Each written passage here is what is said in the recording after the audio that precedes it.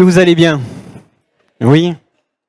Ce matin, on va ouvrir les Écritures et je voudrais qu'on puisse nous arrêter sur un texte que l'on connaît et particulièrement sur une question qu'un homme s'est posée. Nous croyons que Dieu est vivant, nous croyons que Jésus est mort, mais bien plus, il est ressuscité, qu'il règne, et ça a été même rappelé au travers de quelques chants. Ce matin, nous nous sommes rappelés que Jésus est celui qui a toute autorité, qu'il est vainqueur, qu'il est le Dieu de l'impossible, et comme le dit l'apôtre Paul, qu'il est capable de faire infiniment et au-delà de ce que l'on peut penser ou même imaginer. Et je voudrais parler ce matin de ce Dieu qui est capable de faire des miracles. Est-ce que vous croyez aux miracles ? On croit aux miracles. Et est-ce que vous savez que c'est même la Bible qui le déclare, que les temps des miracles sont caractéristiques de cette période dans laquelle nous vivons. L'apôtre Pierre, lorsqu'il va prêcher le jour de la Pentecôte dans Acte 2, il va reprendre cette prophétie de Joël, où il va dire dans les derniers temps, il y aura l'effusion du Saint-Esprit, mais dans ces derniers temps, il y aura toujours, et il sera aussi question de ces temps où il y aura des choses extraordinaires qui vont se passer, des miracles, des prodiges, parce que nous vivons cette période de notre humanité qui doit se caractériser par ces choses. Et d'ailleurs, Jésus lui-même le dira à ses disciples, il dira dans l'Évangile selon Marc, « Voici les miracles qui accompagneront ceux qui auront cru ». Il y a des choses, et parce qu'il y a des signes qui accompagnent ceux qui ont cru, il y a des miracles, il y a des prodiges qui doivent confirmer la parole de Dieu. Et Marc l'a très bien compris lorsqu'il écrit l'Évangile. Il va même, à l'issue de cette parole que Jésus va dire, il va parler de l'œuvre que maintenant accomplissent les disciples, et il va dire ceci dans Marc 16, verset 20, « Et ils s'en allèrent », donc il est question des disciples, « prêchaient partout, le Seigneur travaillait avec eux et confirmait la parole et les miracles qui les accompagnaient. » Pour montrer que c'est finalement, que ça doit être normal, que c'est quelque chose qui, je dirais, coule de source, si je peux dire ainsi, parce que Dieu l'a dit, parce que le Seigneur l'a dit, parce que le Seigneur l'a promis, parce que le Seigneur l'a annoncé au travers de ces différents prophètes. La parole est prêchée, et lorsque cette parole est prêchée, il est censé y avoir des miracles, il est censé y avoir des prodiges et des choses qui se passent. Amen. Mais pourtant, et on va lire un passage de l'Ancien Testament, un passage que nous connaissons bien dans le livre des Juges, au chapitre 6 et à partir du verset 12, qui nous parle d'un homme avec un cœur qui finalement a du mal à vivre cette réalité. D'un homme qui se pose beaucoup de questions, et on pourrait se dire, lui, oui, c'est vrai qu'il ne vit pas dans la période dans laquelle on se trouve. Il n'est pas dans ces derniers temps où il doit y avoir toute la manifestation des miracles et autres, mais encore plus à raison. Et on va regarder dans ce texte, souvent, on peut être un peu comme cet homme. Souvent, on peut être un peu comme Gédéon, parce qu'il va être question de Gédéon dans ce matin.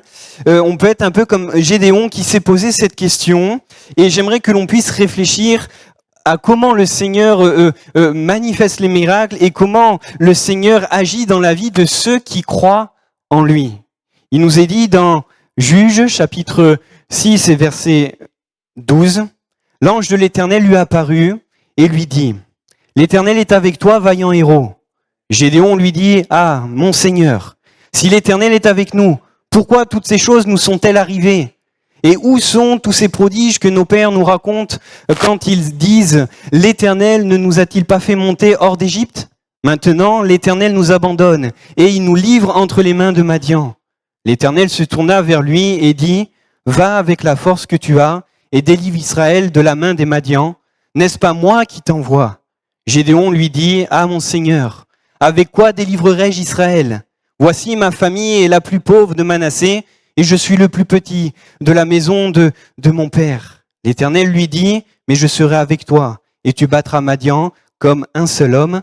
Amen. » On connaît ce passage, ce texte qui nous parle de l'appel de Gédéon, que Dieu adresse à Gédéon, la mission pour laquelle il doit pourquoi le Seigneur l'appelle, mais je remarque dans ce passage que Dieu sait où appuyer sur le cœur de Gédéon pour faire finalement jaillir le fond de son cœur, le fond ce qu'il ressent. La Bible nous dit que c'est de l'abondance du cœur que la bouche parle. Et ici, en disant juste à Gédéon, l'Éternel est avec toi, vaillant, héros, on voit tout le fond du cœur de Gédéon finalement ici qui s'exprime. Et Gédéon va dire ceci, mais Seigneur, mais l'Éternel ne peut pas être avec nous. Parce que, et on va le voir, mais parce que tout ce qu'il y a, le Seigneur ne serait pas avec nous. Et s'il avait été avec nous, pourquoi il y a tout ça? Un homme qui est désespéré par les circonstances dans lesquelles vit le peuple, un homme qui est découragé par les circonstances qu'il vit lui-même. Il y a l'ennemi qui est là, il y a ce peuple Madian qui est là, proche.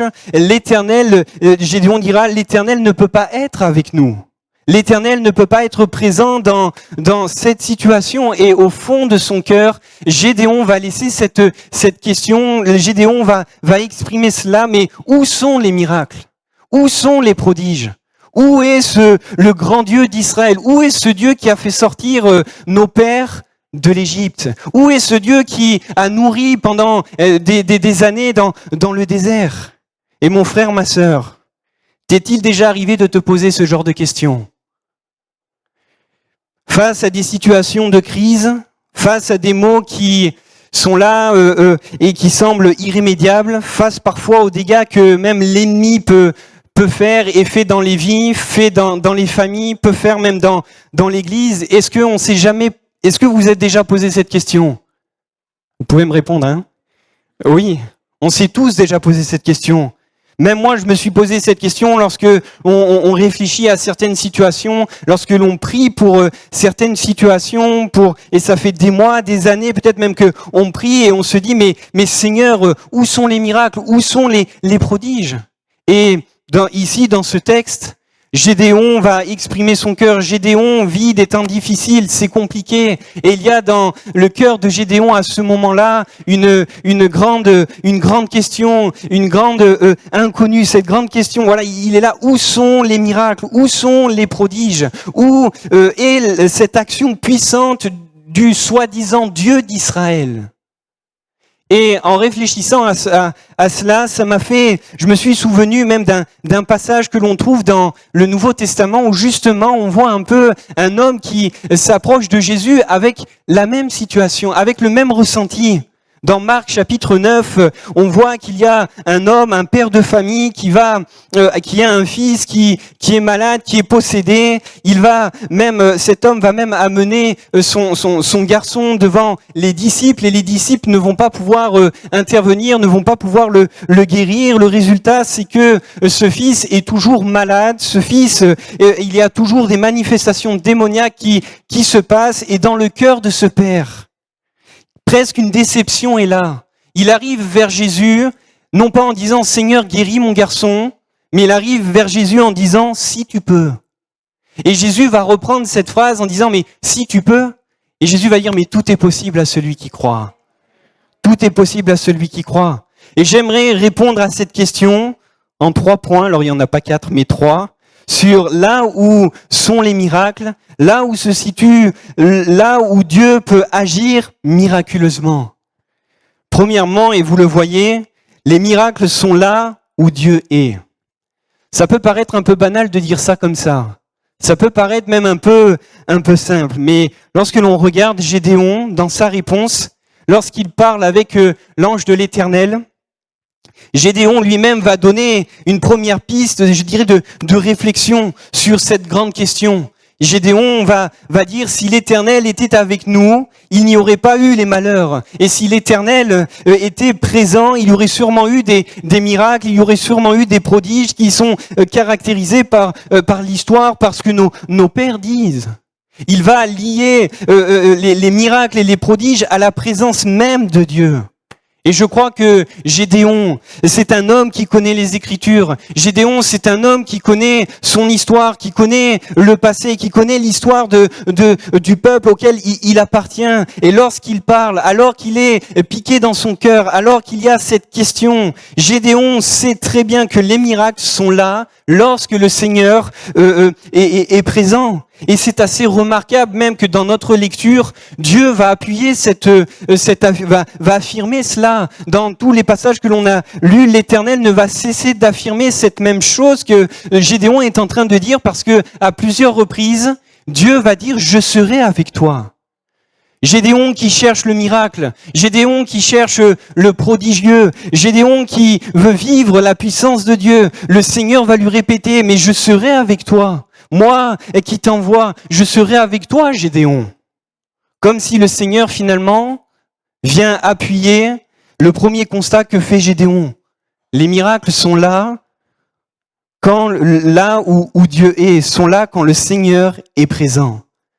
Et cela, même si ça paraît peut-être un peu évident, ça paraît peut-être un peu simpliste, pardonnez-moi, paraît logique, parce que Dieu est le Dieu des miracles. Et c'est une réalité, si nous voulons vivre le miracle, nous devons être là où le Seigneur est. Et en réfléchissant à cela, je me suis posé cette question, Dieu est-il toujours présent au milieu de son peuple? Parce que lorsque l'on regarde l'histoire de ce peuple, l'histoire de Gédéon, vous avez remarqué que le Seigneur ne se révèle pas à Gédéon dans un temps de prière, dans un temps d'intercession. Gédéon est en train de battre du froment dans un pressoir. Alors, est-ce que c'est le lieu? Je suis pas très sûr. Il bat le froment voilà, il est en train de battre le froment, mais le texte nous dit que l'ange de l'Éternel, au verset 11 du chapitre 6, que l'ange de l'Éternel va s'asseoir sous un arbre, un térébinthe, à Ophra. Et Gédéon, s'il a le souvenir de la parole de Dieu, on ne le retrouve pas non plus près du temple, dans l'exercice de la religion juive. On ne le retrouve pas en train d'exprimer sa foi, on ne le retrouve pas en train de vivre sa foi. On retrouve Gédéon, dont le père même, et quand vous lisez la suite, et je vous encourage à lire le chapitre 6 et 7 pour avoir toute l'histoire de Gédéon, on voit même que dans la suite du texte que le père de Gédéon avait bâti un autel à Baal, avait bâti un autel à Abraham et à Baal, pardon. Dieu, et finalement, quand Dieu appelle Gédéon, la première chose que Dieu demande à faire, c'est de faire du nettoyage, de détruire cet autel que son père avait construit, et de bâtir un autel à l'Éternel, et ensuite d'offrir en sacrifice un autel à Dieu. Et c'est à partir de ce moment-là que Gédéon pourra pleinement rentrer dans la vocation que le Seigneur l'avait appelé, et pourra vivre pleinement et vivre le miraculeux. C'est uniquement après ce nettoyage qu'on voit une action puissante du Seigneur dans la vie de Gédéon. Mais la première chose que Gédéon doit faire, c'est que le Seigneur, et ce que le Seigneur amène à faire et à faire comprendre, c'est d'ôter tout ce qui n'est pas sa gloire dans le temple, dans le pays.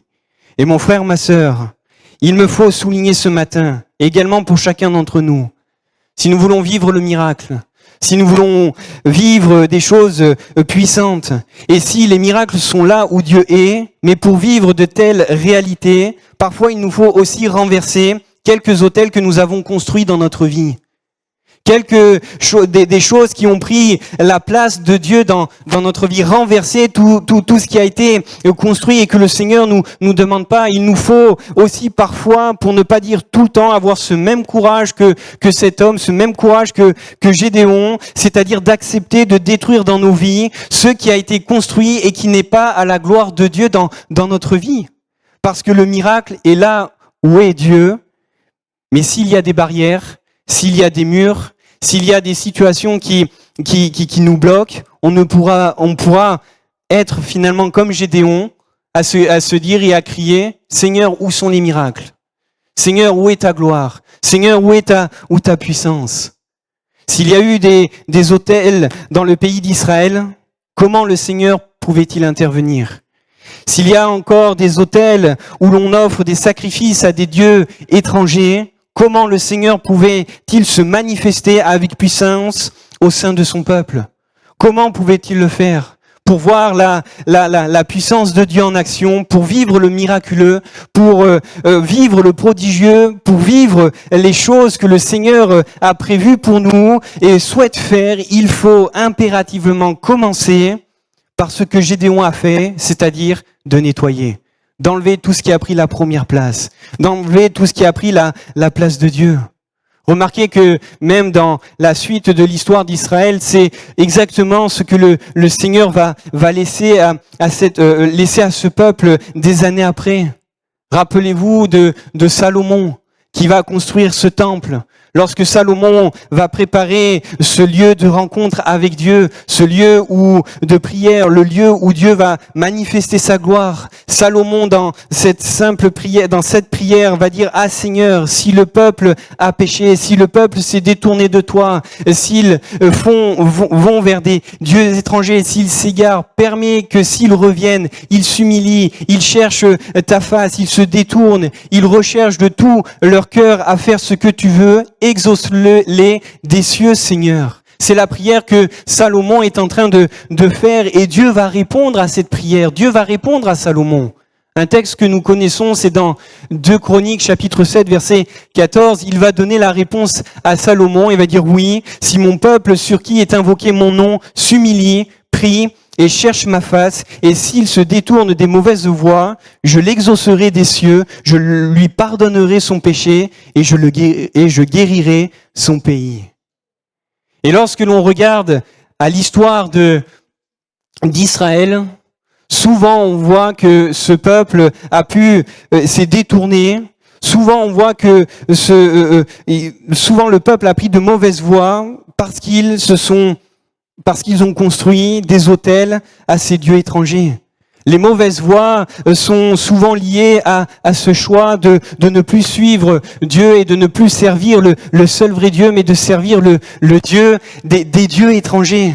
Et le Seigneur leur dit, comme il a dit à Gédéon, lui qui a recherché le miracle, lui qui veut vivre les prodiges du Seigneur, il veut vivre la puissance, lui qui a qu'une aspiration, c'est que le Seigneur renverse l'ennemi qui est là, renverse Madian. Dieu lui dit: renverse d'abord l'autel de Baal. Et dans ce texte de 2 Chroniques, Dieu dit aussi au peuple de se détourner des mauvaises voies, de renoncer à ces voies et aussi de construire un autel, de s'humilier, de prier, de rechercher la face du Seigneur. Et c'est ainsi que Dieu exaucerait le pays. C'est ainsi que Dieu les guérirait et les pardonnerait. Nous voulons voir de grandes choses s'opérer dans nos vies. Frères et sœurs, et je crois que c'est une aspiration pour chacun d'entre nous, même de tout le monde. Nous voulons voir l'emprise de l'ennemi être brisée dans nos familles. Nous voulons voir triompher et voir l'Église vivre la puissance de Dieu. Mais pour cela, nous devons impérativement nous sanctifier et bâtir des autels à l'Éternel. Comprenez que pour que le Seigneur fasse éclater sa gloire, il faut qu'il puisse être là présent. Mais il faut surtout qu'il n'y ait pas de barrière, pas d'obstacle. Il faut surtout qu'il n'y ait pas de mur qui soit construit, mais qu'il n'y ait pas d'autel, mais que la seule chose, c'est qu'on puisse replacer Christ au centre de nos vies. Qu'on puisse replacer Christ au centre de nos vies. Alors vous pourrez me dire, Guillaume, tu cites que des textes de l'Ancien Testament. Comment ça s'applique à nous aujourd'hui? Eh ben, en faisant un peu des recherches, il y a un texte que l'on retrouve dans le Nouveau Testament qui exprime exactement la même pensée. Dans l'épître de Jacques, au chapitre 4, et à partir du verset 3, Jacques 4, verset 3, Jacques va dire ceci, et il est question ici dans le contexte que les chrétiens ne reçoivent pas, ils demandent mais ils ne reçoivent pas, et dans Jacques 4, verset 3, il est dit: vous demandez, et vous ne recevez pas parce que vous demandez mal dans le but de satisfaire vos passions. Adultères que vous êtes, ne savez-vous pas que l'amour du monde est inimitié contre Dieu? Celui donc qui veut être ami du monde se rend ennemi de Dieu. Jacques place le contexte là. Il est question, comme je le disais, de requêtes, d'attentes, de choses qui viennent du Seigneur, d'actes puissants, de guérison. Et Jacques va dire ceci, vous demandez, mais vous ne voyez pas les choses arriver. Vous demandez, mais il y a toujours ce temps d'attente. Il y a l'image de Gédéon qui, au fond de son cœur, veut voir le miracle, qui veut voir les choses arriver, au point de se dire que même il ne voit pas les choses arriver, au point de se dire que Dieu n'est plus là, que Dieu est absent. Et Jacques va répondre à cela et il va donner ce conseil, cette attitude que nous devons avoir, et il va dire au verset 7 et 8, « Soumettez-vous donc à Dieu, résistez au diable et il fuira loin de vous. Approchez-vous de Dieu et il s'approchera de vous. Nettoyez vos mains, pécheurs. Purifiez vos cœurs, hommes irrésolus. » Et dans ce simple verset ici, qu'est-ce qu'on retrouve? On retrouve les mêmes verbes d'action. Se purifier, c'est-à-dire renverser ce qui n'est pas la gloire de Dieu dans notre vie. Nettoyer, c'est-à-dire enlever ce qui n'a jamais été à la gloire de Dieu et ce que le Seigneur n'a jamais souhaité que l'on ait dans notre vie. Il est question aussi de s'approcher et de s'humilier et de bâtir un autel.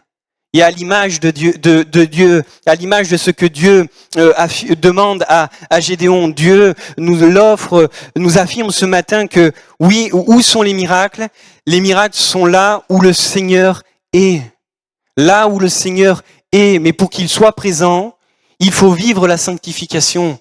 Il faut apprendre à enlever tout obstacle, toute barrière, tout ce que l'on a construit. Et peut-être m'adresser à quelqu'un ce matin de manière particulière qui s'attend à ce que le Seigneur agisse. Peut-être que ça fait des mois, des années que tu pries pour une situation. Peut-être que tu es là un peu comme Gédéon et tu te dis mais où sont les miracles? Où est la puissance de Dieu? Où est le Dieu qui agit lorsqu'on lit les évangiles? Où est Dieu? Mais le Seigneur peut-être te dit ce matin, comme il a dit à Gédéon, va et renverse cet autel. Renverse tu sais de quoi il s'agit. Renverse ce qu'il y a et ce qui fait un obstacle finalement entre toi et Dieu. Tant qu'il y aura cet obstacle, je ne pourrai pas agir. Et on le voit dans le récit de Gédéon, dans le livre des Juges. Tant qu'il y avait l'autel de Baal, Dieu ne pouvait pas intervenir. Et tant qu'il y a des choses dans ta vie qui prennent la première place de Dieu, qui prennent même la place de Dieu, mais le Seigneur ne pourra pas agir. Le Seigneur te dit ce matin, renverse tout cela. Reconstruis cet autel, reviens me chercher, viens vivre ces temps de communion et tu verras finalement le miraculeux arriver. Tu verras les prodiges arriver, tu verras la puissance de Dieu arriver dans ta vie. Je remarque que si un tel nettoyage est nécessaire, le Seigneur assure sa présence. Gédéon n'est pas seul, même s'il n'a pas encore renversé l'autel que son père avait construit. L'ange de l'Éternel est encore là. Même si Gédéon va prendre le temps et qu'il va aller même de nuit renverser cet autel, le Seigneur reste présent. Le Seigneur reste près de Gédéon. Le Seigneur est comme un compagnon, comme une aide. Je remarque même que dans le texte, c'est un cas, c'est qu'à un moment donné, alors on peut regarder, mais il est question de l'ange de l'Éternel, et à un moment donné, on pourrait penser qu'il y a, je vais mettre ça entre parenthèses, comme un peu une confusion. On voit quand l'ange de l'Éternel parle, c'est l'Éternel qui parle. On voit quand l'ange de l'Éternel agit, c'est l'Éternel qui agit. Et on pourrait dire, et vraiment je mets ça entre guillemets, il y a comme une confusion à un moment donné, on ne sait pas plus si c'est l'ange de l'Éternel ou si c'est l'Éternel qui agit. Mais je le dirais, mais ce n'est pas une confusion. Ici, c'est ce qu'on appelle en théologie une Christophanie dans ce texte, c'est-à-dire que c'est la personne même de Christ qui est là.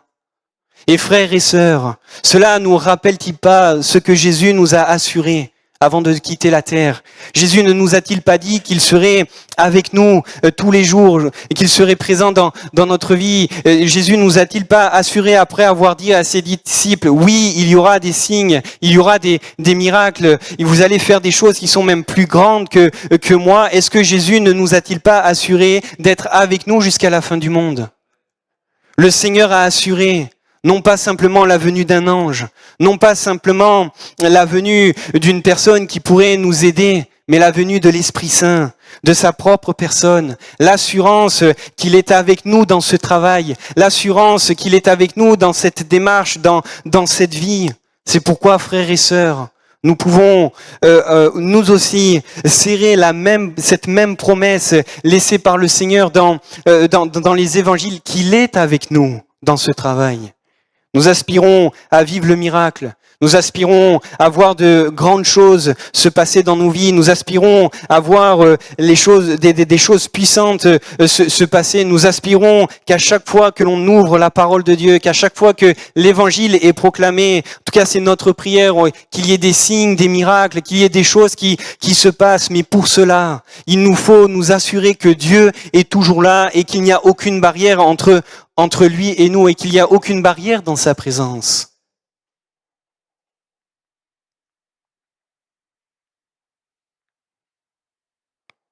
Si les miracles sont là où Dieu est, et c'est mon deuxième point, les miracles sont là où la puissance de Dieu agit. C'est quand même étrange la façon dont Dieu va appeler Gédéon.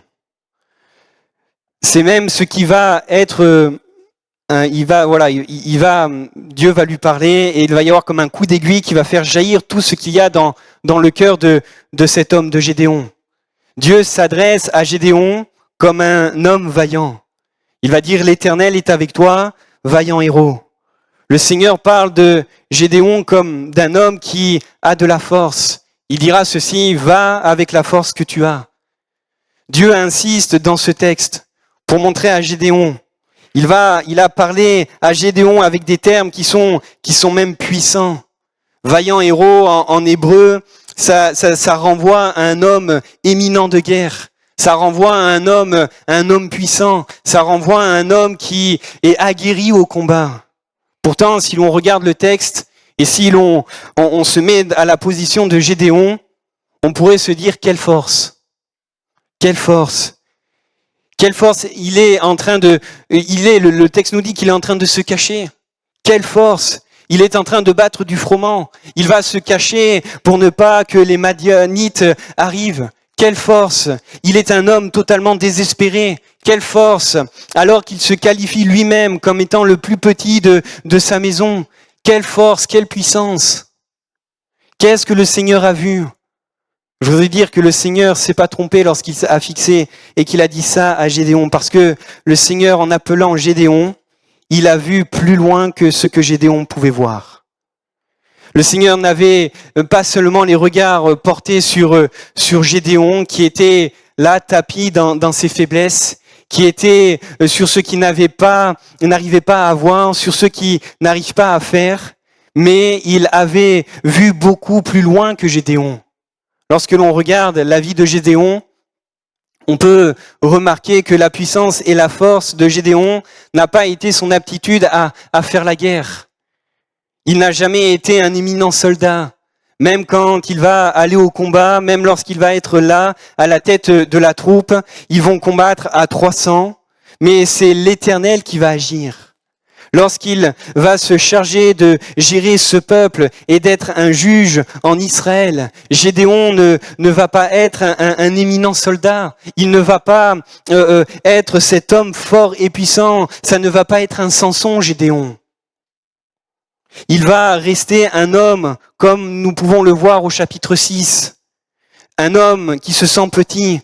Un homme, même s'il voit le Seigneur accomplir de grandes choses, il reste cet homme avec les qualifications que l'on retrouve dans ce livre, dans le chapitre 6. Alors on peut vraiment se poser la question, mais de quelle puissance il s'agit? De quelle vaillance? De quelle bravoure le Seigneur est en train de parler?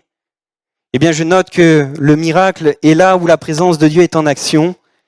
Non pas la puissance de Gédéon, mais la puissance de Dieu. Gédéon a été un homme vaillant pour une simple et bonne raison, c'est au verset 34 du chapitre 6, il est dit ceci, Gédéon fut revêtu de l'Esprit de l'Éternel. Et c'est ainsi qu'il va se mettre au combat. C'est ainsi qu'il va sonner de la trompette, c'est ainsi qu'il va rassembler ses troupes, c'est ainsi qu'il va aller au combat, c'est revêtu de la puissance de l'Esprit. Et mon frère, ma sœur, permets-moi d'insister ce matin et de dire que le miracle est là où la puissance de Dieu agit. Quand on regarde à l'histoire d'Israël, quand on regarde même à l'histoire de l'Église, c'est par la puissance de Dieu et uniquement par la puissance de Dieu que Zorobabel a reconstruit miraculeusement le temple d'Israël. C'est par la puissance de Dieu et ça a été un miracle dans un temps où les circonstances n'auraient pas permis un tel ouvrage, dans un temps où les ressources financières étaient quasi nulles, dans un temps où le peuple était dans la désolation. C'est par la puissance de Dieu que cet ouvrage a miraculeusement été fait. C'est par la puissance de Dieu également, lorsqu'on lit les évangiles, que Jésus accomplissait les miracles. L'évangile de Luc, au chapitre 5, la Bible nous dit que c'est la puissance du Seigneur qui était sur Jésus et qui lui permettait de faire des miracles et de guérir des personnes. Et lorsque l'on regarde même le Nouveau Testament, lorsque l'on ouvre et qu'on voit l'œuvre de l'Église, il y a dans Acte 3, il y a ce boiteux qui est là, qui marche et qui saute dans le temple. Alors tout le monde est étonné par ce qu'il vient de se passer. Les gens regardent Pierre et Jean et ils vont dire mais ce n'est pas par notre puissance que nous avons fait cela, c'est par la puissance de Dieu. Le miracle prodigieux, les choses puissantes arrivent non pas lorsque nous mettons en œuvre notre puissance, nos capacités, toutes nos qualités que nous pouvons avoir, mais c'est lorsque la puissance de Dieu est en action. Et cela a été la même chose pour Gédéon. Il pouvait être faible humainement parlant. Il pouvait être peu puissant suivant les ressources humaines. Mais l'esprit qui revêtait Gédéon était puissant. Et c'est l'esprit, lorsqu'il était en action, lorsqu'il agissait, a permis à Gédéon d'opérer et de voir le miraculeux s'accomplir, de voir le miracle. Nous voulons voir l'ennemi reculer. Nous voulons voir des victoires s'opérer dans nos vies. Nous voulons voir parfois des prodiges s'accomplir au milieu de nous. Mais mon frère, ma sœur, il nous faut comprendre que s'il nous faut nous assurer de la présence du Seigneur, s'il nous faut nettoyer et enlever tout ce qui est un obstacle dans nos vies à la gloire de Dieu, nous avons besoin d'être un peuple rempli de l'Esprit. Nous avons besoin d'être revêtus de la puissance de l'Esprit. Ce n'est pas par nos propres forces, ce n'est pas par nos propres ressources, ce n'est pas par nos propres capacités que nous allons accomplir quoi que ce soit, mais c'est selon l'Esprit du Seigneur. Selon l'Esprit et ce revêtement de puissance que le Seigneur s'est donné, s'est offrir à ses serviteurs, que nous allons pouvoir voir de grandes choses s'accomplir et être vainqueurs au sein même de l'Église et de voir le miracle. Le miracle est là où la puissance de Dieu agit. Parfois je note et je veux le souligner, le Seigneur nous pousse aussi dans nos retranchements. Parce que on n'arrive pas finalement à laisser l'esprit agir. Quand on regarde à Gédéon, Dieu a poussé Gédéon dans ses retranchements. Alors que Gédéon a accepté d'aller combattre Madian, après avoir demandé plusieurs signes au Seigneur, Gédéon accepte d'aller au combat. Mais Dieu va le pousser encore dans ses retranchements. Il est parti avec une armée et au final, plus ça allait, moins il y avait de monde. Et il est parti combattre les Madianites seulement avec 300 hommes. Pourquoi ? Parce qu'il fallait que Gédéon comprenne cette réalité. Lui qui avait cette soif de voir les choses changer. Lui qui avait cette soif de voir le miracle, lui qui avait cette soif de voir les prodiges que ses pères ont pu voir et ont pu lui raconter, lui qui avait cette soif de voir le Dieu d'Israël se révéler et agir avec puissance, Gédéon avait besoin de comprendre cette réalité. Il faut que ce soit l'Esprit du Seigneur qui agisse. Ce n'est pas toi, Gédéon. Ce n'est pas par tes forces. C'est pour ça que ce n'est pas d'abord, et quand vous lisez le texte, que ce n'est pas d'abord avec l'épée et la lance qu'ils sont partis. Ils sont partis avec quoi ? Des trompettes et des cruches.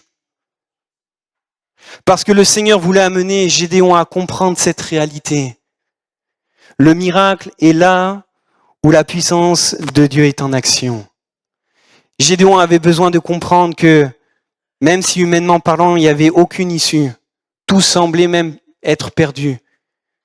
Mais revêtu de puissance, il a compris que l'Éternel était avec lui. Et il a pu vaincre l'ennemi. Et mon frère, ma sœur, c'est la même chose pour nous. Nous voulons vivre de telles choses.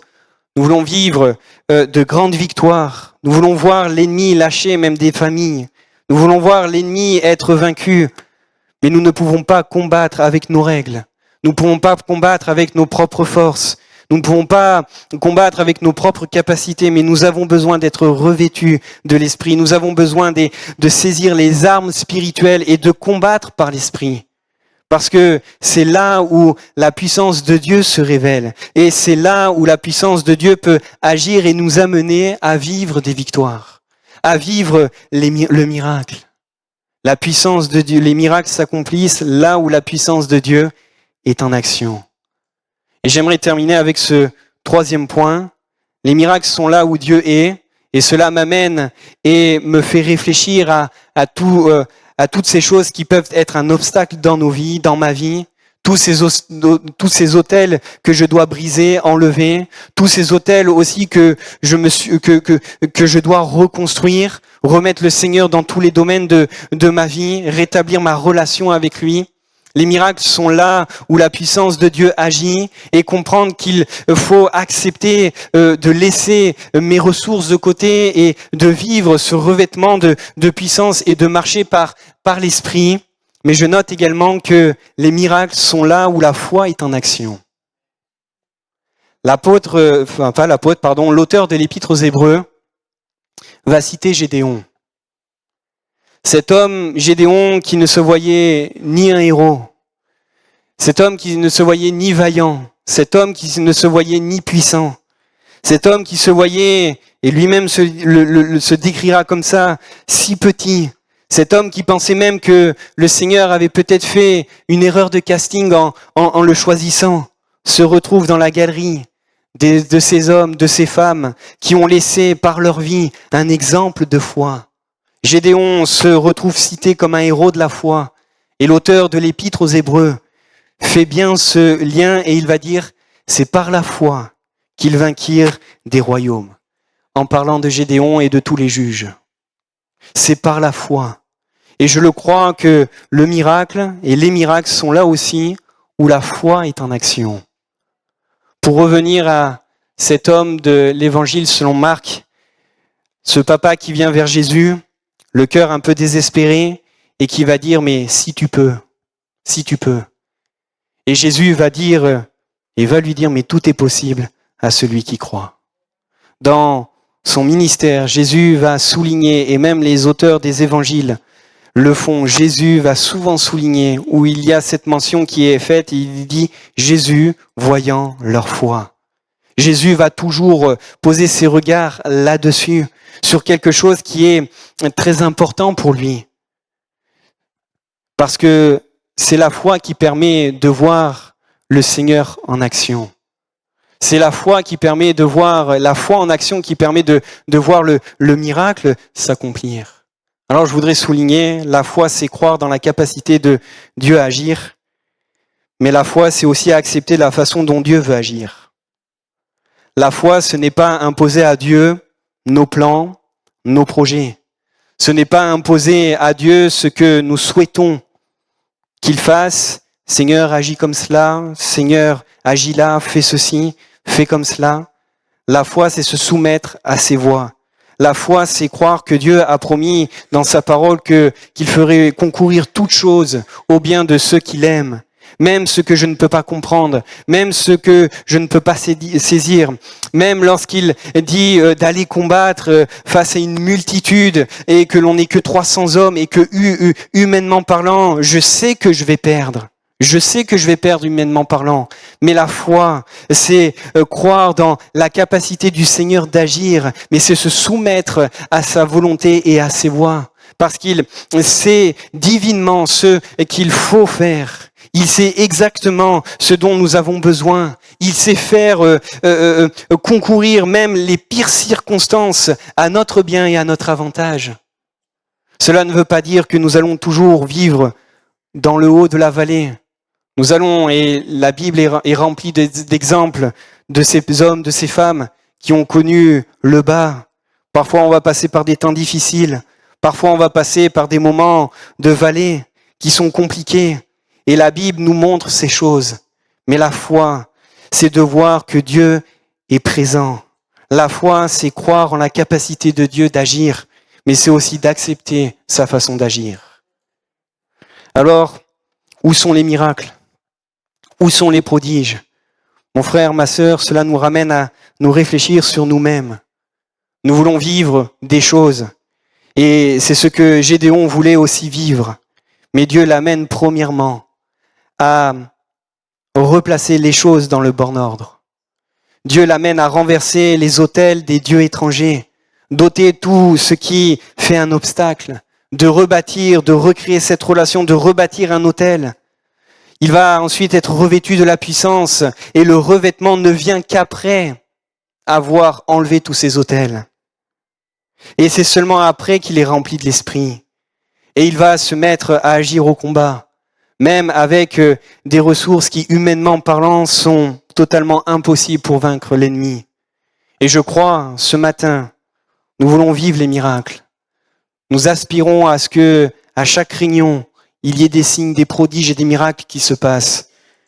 Mais nous avons besoin de nous sanctifier. Cherchons à être remplis de l'esprit et surtout marchons par la foi. Nous voulons te remercier, Seigneur, pour ta parole. Nous voulons te remercier, Seigneur, pour cet exemple, Seigneur, et qui nous rappelle, Seigneur, que tu es celui qui règne en majesté. On l'a chanté, Seigneur. Tu es celui à qui rien n'était impossible. Tout pouvoir t'a été donné. Tu es le créateur de toutes choses. Tu es, Seigneur, celui qui, d'un mot, peut changer toutes circonstances. Même où, humainement parlant, ce n'est pas possible. Mais parce que tu es Dieu, Seigneur, rien ne t'est impossible. Nous voulons, Seigneur, à l'exemple de Gédéon, et au travers, Seigneur, de ce que l'on a pu voir, nous examiner nous-mêmes. Et Seigneur, nous avons besoin de peut-être d'ôter des choses dans notre vie qui ont pris ta place. Nous attendons, Seigneur, à voir le miracle, nous attendons à voir la puissance de Dieu se manifester dans nos vies. Mais Seigneur, tant que le péché est là, tant qu'il y a une situation qui bloque, on ne pourra pas voir, Seigneur, ta main à l'œuvre. Seigneur, merci de bénir celui ou celle qui a besoin peut-être de faire, de renverser, Seigneur, ces autels qui ont pu être construits dans sa vie. Seigneur, merci de remplir de ton esprit chacun d'entre nous, de nous revêtir de ta puissance. Seigneur, merci aussi de nous aider à marcher par la foi, même lorsque nous ne comprenons rien. Mais Seigneur, tu nous as fait cette promesse, comme tu l'as fait à Gédéon, que tu étais avec nous. Et Seigneur, nous voulons, Seigneur, toujours avoir les yeux fixés sur toi. Nous te remercions pour tout, Jésus. Amen. Encore sous le regard du Seigneur, quelques secondes. Et voulons, peut-être quelqu'un a-t-il été interpellé, on a été interpellé et veut voir la gloire du Seigneur. Et croyons que le refuge et le secours, c'est Jésus. Amen. Et croyons que, à travers de ces moments que nous passons, on rend un culte qui est pour le Seigneur. Alléluia. Et je crois que certainement, au travers de tout ce culte, le Seigneur a préparé nos cœurs afin qu'il n'y ait de la place que pour Jésus seul. On a chanté « Tu es la raison pour laquelle je vis, Seigneur ». Alléluia. Il n'y a que toi. Amen. Gloire au Seigneur. Peut-être quelqu'un a-t-il besoin de replacer ces choses. Mais je voudrais dire pour celui, celle qui a déjà placé cet autel dans sa vie uniquement pour le Seigneur. Comme ça a été dit, ne doute pas. Ne doute pas. Amen. Gloire au Seigneur. Quand cette promesse est donnée, l'Éternel est avec toi. Vaillant héros. Amen. Gloire au Seigneur. Juste quelques secondes. C'est un silence, mais qui n'est pas pour culpabiliser qui que ce soit. mais pour replacer, comme ça a été dit, la priorité. Voilà, d'abord Seigneur, toi le premier, et ensuite, ma capacité, elle vient de toi. C'est toi qui rends capable. Et ensuite, je vais avec foi là où tu m'envoies. Mais la première chose, ma motivation, c'est que je recherche ta gloire. Amen. Alléluia. Quelques secondes là sous le regard de Jésus. Quelques secondes. Nous replaçons l'autel dans nos vies. Seigneur, c'est pour toi que je vis. La raison pour laquelle je vis, c'est toi. Merci Seigneur. Alors Seigneur, ma capacité, elle vient de toi parce que tu es là. La relation est rétablie. Merci Seigneur. Et maintenant, je vais avec foi là où tu m'envoies pour voir ta gloire. C'est peut-être le retour à la famille, le retour à la maison, retour au travail. Et tu vas voir la gloire de Dieu. Alléluia. Dans une vie qui est sans compromis, une vie qui est sanctifiée, une vie qui va glorifier le Seigneur. Alléluia. Gloire à Dieu. Seigneur, nous te remercions pour ta parole que nous avons entendue. Seigneur, vraiment, nous voulons te dire merci encore une fois parce que elle est vraiment une lumière, ta parole. Elle éclaire notre sentier. Elle éclaire même notre propre conscience, notre propre cœur, nos propres motivations. Et Seigneur, nous voulons te dire de tout notre cœur, mais Seigneur, notre cœur, il est pour toi, Seigneur. Et comme on l'a chanté tout à l'heure, Seigneur, nous voulons vivre pour toi. Seigneur, qu'il n'y a aucune place pour quelque idole, Dieu étranger, mais que tu es toujours la première place. Alléluia. Seigneur, nous voulons compter sur l'action du Saint-Esprit. Renouvelle le baptême de l'Esprit. Merci pour les dons spirituels dans l'Église. Seigneur, mais Seigneur, que ta gloire se manifeste encore davantage. Et puis, Seigneur mon Dieu, augmente notre foi. Seigneur, tu t'es servi d'un petit parmi le peuple, Gédéon, et tu en as fait un héros, un vaillant homme. Seigneur, et je crois de tout mon cœur qu'au milieu de nous, tu veux te servir de frères, de sœurs dans leur foyer, afin qu'ils fassent des exploits dans leur famille, afin que les époux, les épouses, les enfants, les garçons, les filles, soient tous gagnés à toi. Seigneur, dans le nom de Jésus, et que pas un ne manque. Seigneur, tu les rends forts, valeureux, Seigneur, pour gagner des âmes et pour sauver leur famille, dans le nom précieux de Jésus. Seigneur, à toi toute la gloire. Amen. Amen.